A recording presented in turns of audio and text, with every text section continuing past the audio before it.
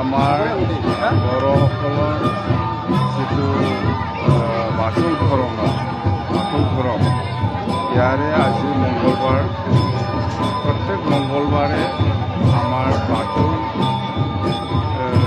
শিবিয়াৰী বাথৌ যিসকলে বাথৌ ধৰ্মটো আগৰ পৰাই মানি পেলাই চলি আহিছে, কিন্তু আজিৰ দিনত বাথৌ পূজা কৰে প্ৰত্যেক মংগলবাৰে। তো ইয়াকে আজিৰ দিনত আমি যিমান বাথৌ শিবিয়াৰী মানুহ আছে সিহঁতক একেলগে লৈ পেলাই আমি এণ্টায়াৰ BTC অঞ্চলৰ বা ধেমাজি বা বিভিন্ন জিলাৰ পৰা আহি একেলগে আমি শান্তিৰ নামত বা সকলো জাতি জনগোষ্ঠীৰ সম্প্ৰীতি থাকি পেলাই আমি যাতে এই অঞ্চলত শান্তিপূৰ্ণভাৱে আমি কাম কৰি যাব পাৰে, সকলো ৰাইজক লৈ, সকলো জাতি জনগোষ্ঠীক লৈ, সকলো ৰাইজক লৈ, ইয়াৰ কাৰণে আমি ডাঙৰকৈ ইয়াত প্ৰত্যেক বাথৌ শিবিয়াৰীসকলক লৈ পেলাই এটা খেৰাই পূজা কৰিছে। আৰু এই খেৰাই পূজাটো এনেকুৱা হিষ্টৰিক আমাৰ বড়োসকলৰ, মানে ইয়াতে আপোনালোকে গম পায় যে বড়োসকলে বাথৌ পূজাটো কেনেকুৱা কৰে, কেনেকুৱা খেৰাই কৰে, আৰু এইটো বহুত বছৰৰ পৰা চলি অহা এই আমাৰ বাথৌ বড়োসকলৰ ধৰ্ম বুলি ক'লে বাথৌৱে মেইন।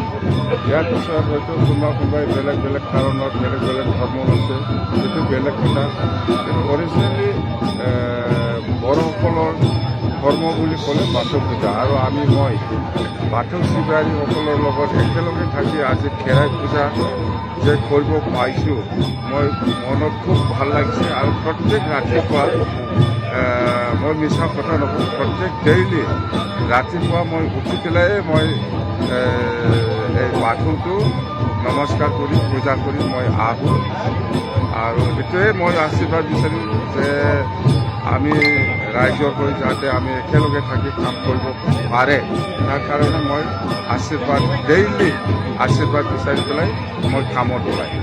আৰু মই আজিও ইয়াত একেলগে আমি খেৰাই পূজাত থাকিবলৈ পাই মোৰ খুব ভাল লাগিছে। আৰু মোৰ এটাই কথা যে আমি যাতে শান্তিপূৰ্ণভাৱে সকলো ৰাইজৰ কাৰণে কাম কৰিব পাৰে, তাৰ কাৰণে মই আশীৰ্বাদ বিচাৰিছোঁ।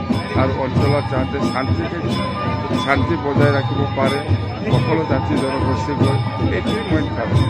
আমাৰ একো কাৰণে মুঠতে আমাক লাগে শান্তি, আমাক লাগে উন্নয়ন।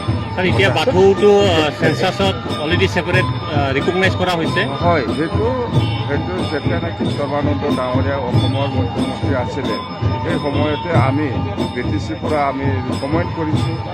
আৰু ষ্টেট গভৰ্ণমেণ্টৰ আমাৰ মন্ত্ৰীসকল আছিল, চৰণ বড়ো ডাঙৰীয়া আছিল, বা আমাৰ মন্ত্ৰী MLA সকল, যেনেবা মন্ত্ৰী প্ৰমীলা বাইদেউ আছিল, চন্দন ব্ৰহ্ম আছিল, ৰিহন দৈমাৰী আছিল। সেই সময়তে আমি এই বাথৌ যিটো মংগলবাৰৰ দিনত পূজা কৰে, সেইটো চেণ্ট্ৰেলি বাথৌটো বড়োসকলৰ এটা ধৰ্ম, সেইটো ৰিকগনাইজ দিব লাগে বুলি আমি এটা বাথৌ স্থান বুলি আমি বড়োসকলে এই ধৰ্মটো ৰিকগনাইজ পাইছে।